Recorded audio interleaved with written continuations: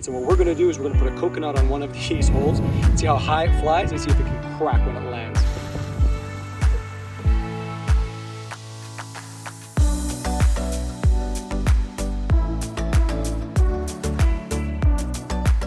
Hi, this is Ahmad and welcome to Final 50, where I travel to the last 50 countries on Earth. And on this journey, we're in the beautiful island of Samoa in the South Pacific, checking out all the beautiful nature, meeting the awesome people,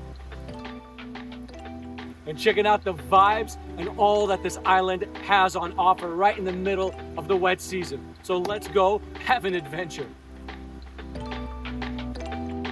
Right, landed in Samoa and Apia right here, country 155. What an achievement. Samoa has a rich history dating back 3,000 years, and you can see that in the pride and the traditions of the people. But sadly, like many other islands in the South Pacific, it was contested between European powers, with Germany eventually establishing a colony and ruling into World War I, and then New Zealand took control. Samoa finally gained its independence in 1962, but don't forget, American Samoa split off from Samoa and is still controlled by the US even today.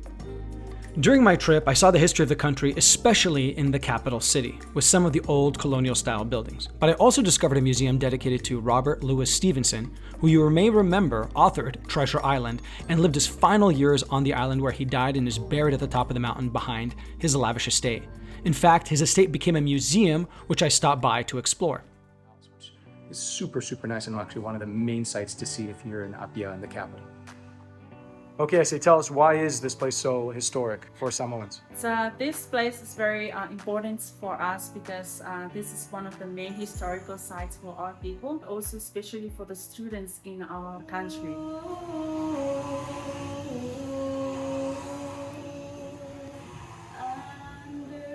I want to really talk about what is known as the Fa'a Samoa, or the Samoan Way.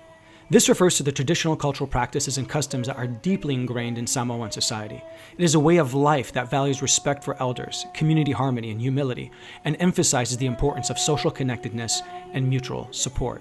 This was clearly reflected in the various aspects of daily life, as you will see throughout this video, in terms of language, cuisine, customs, and often celebrated through elaborate ceremonies. I also noticed the level of faith and religion on the island. In Samoa, all kinds of faiths are practiced, including different branches of Christianity. In the capital, I found a very large and elaborate church, which I had to stop and explore. So this church, called the Immaculate Conception, right here in the center of Apia, and it's an absolutely huge, huge church right here in the center of town that only serves to kind of re-emphasize the point that Samoans are incredibly religious, incredibly faithful to Christianity primarily, and other faith and denominations here on the island.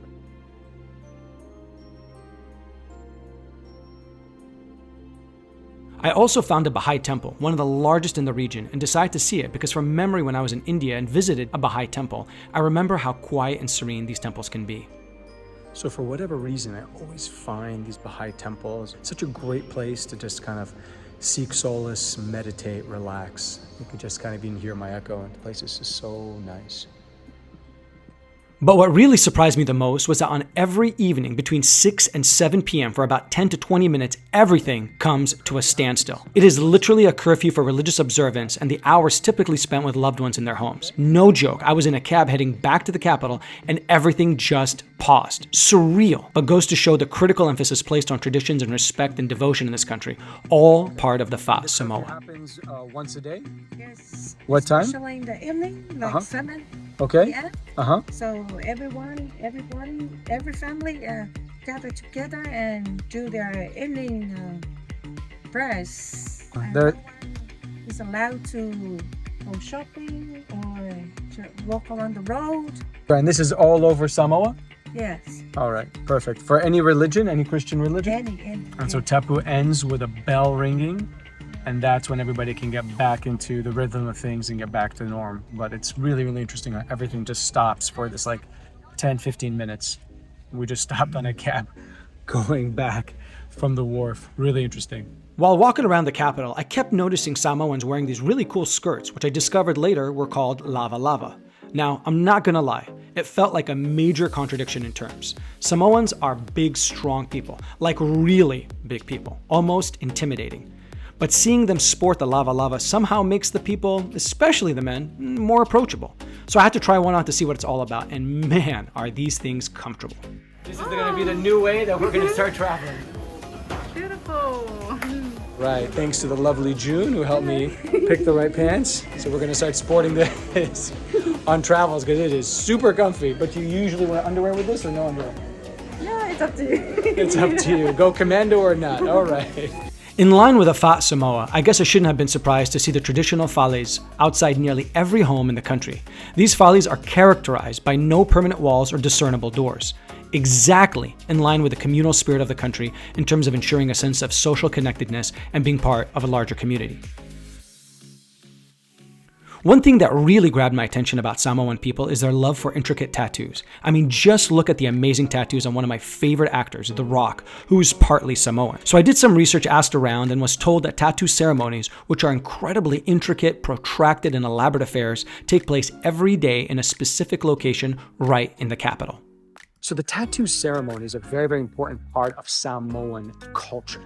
And what it is, it involves a group of people tattooing an individual over the course of a week or two. Sometimes it takes even longer. And they use very provincial tools that they've been doing for thousands of years, bones, wood, and tapping it into the part of the body where for men, it starts kind of like right at the belly button and just above the belly button, all the way down to the kneecaps. And it involves a group of people, someone holding the arm and providing comfort to the person who's getting the tattoo, to the person who's providing kava, a drink that provides a little numbingness and so forth and comfort as you go through the process, as well as a group of people who are covering and collecting and cleaning up the blood and the ink, as well as the people that are providing the actual tattoo. And those are artists that really takes a lot of time to kind of, perfect that process. Really an incredible experience I just witnessed, and you can see it over there in that hut. And here's a fun fact. The term tattoo originates from the Samoan term tattoo, which means to strike, which is referred to the sound made when ink is tapped into the skin by using sharp sticks or bone. While I was able to see this amazing undertaking in person and capture a little of the ceremony for you, I was told out of respect for the man getting the tattoo not to film his actual body. But we still wanted to provide you with what it looked like from other ceremonies. And I have to say, what an intense experience that yet again demonstrates the purest form of Fa'a Samoa in terms of the communal feel, the perseverance of the person, and the commitment to the meaning behind the ceremony. Hungry and trying to avoid the constant rain, I wanted to explore some of the famous food markets of Apia, the capital. While the first one was a bust since a few years back it burned to the ground, I was still able to find some delicious fried snacks that held me over. All right, this is penny cake, which is classic Samoan, and it's made out of like dough and bananas mixed together, which are burned over a fire. We kind of have something similar to that in the Middle East. Let's try what this tastes like.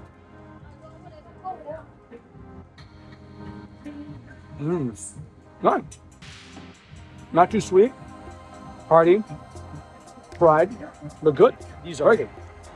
Addictive. I gotta watch out. Man, those are good.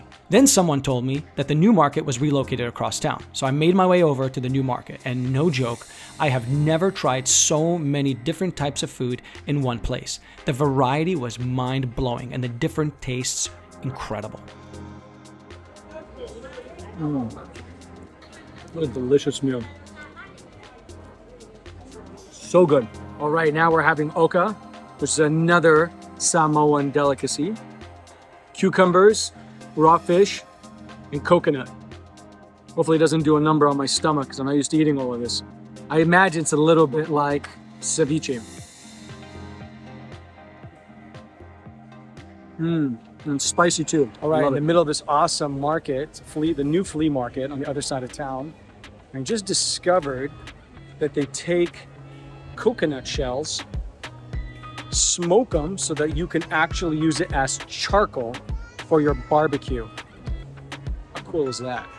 After shopping and sampling, eating and shopping and sampling some more, I caught the eye of a man in a wheelchair selling exotic fruit.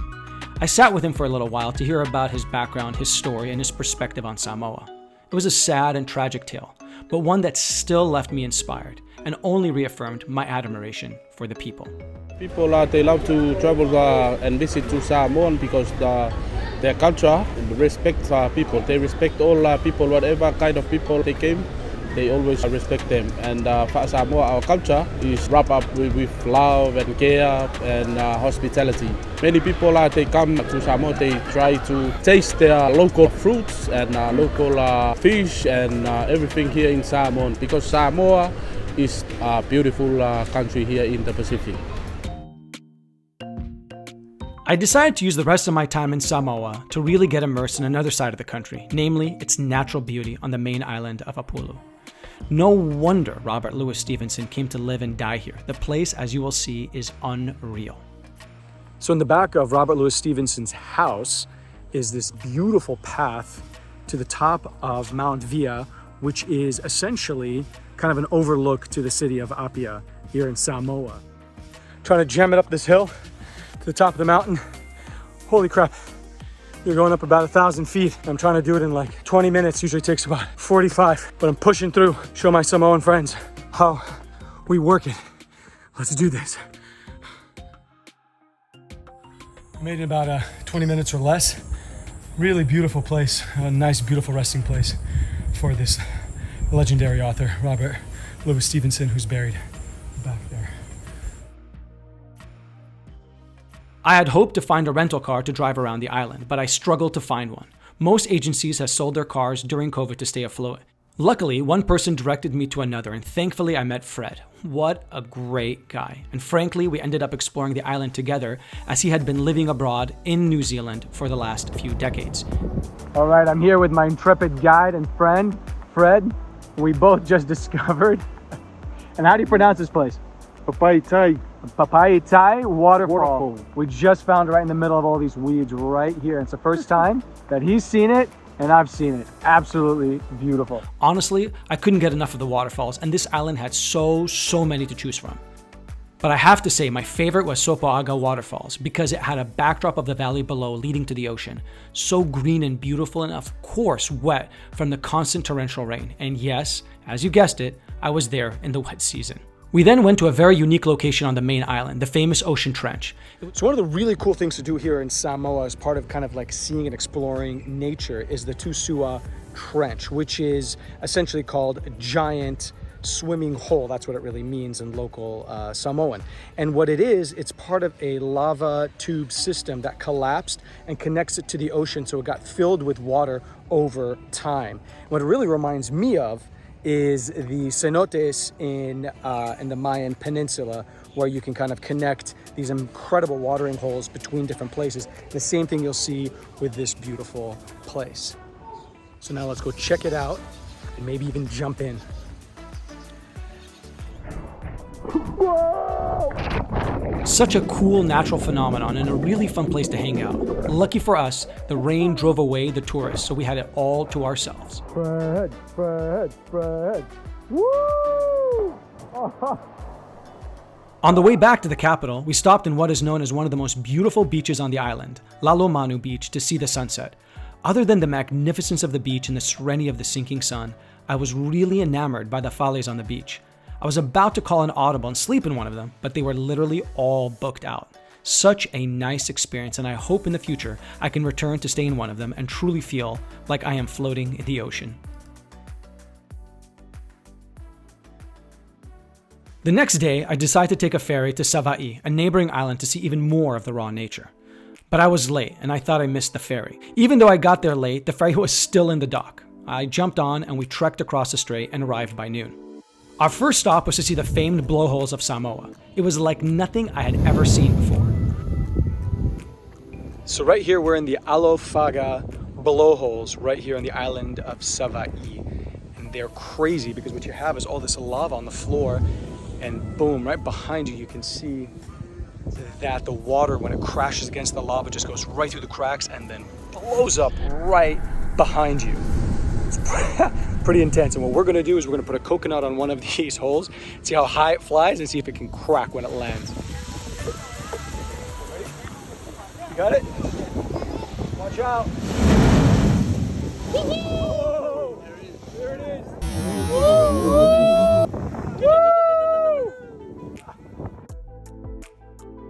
While driving around, we stopped by the Afu'aiu waterfall, which had a beautiful water pool area that I swam in and met some really cool locals.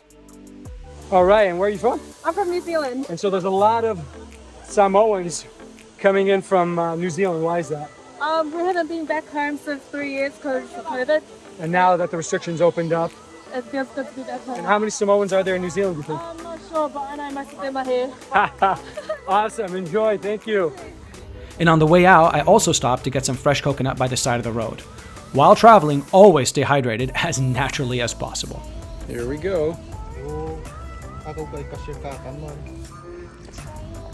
Damn, I got it all down my shirt. That's pretty good. How long does it take to make the basket? 1 day. It takes about 1 day. Aren't they awesome? I've seen them all over the country. They're really, really cool. Carrying food and all kinds of stuff. Thank you, my friend.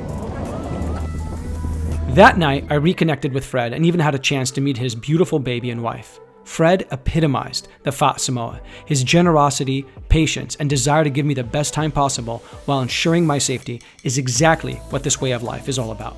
We've got chop suey, as you can see. We got curry, we got fried chicken, and we got fried fish right over there. I also learned another term, Aiga, which means family, and how much I appreciated feeling like I was a part of his. I also reflected back on that moment in the market with the man on the wheelchair.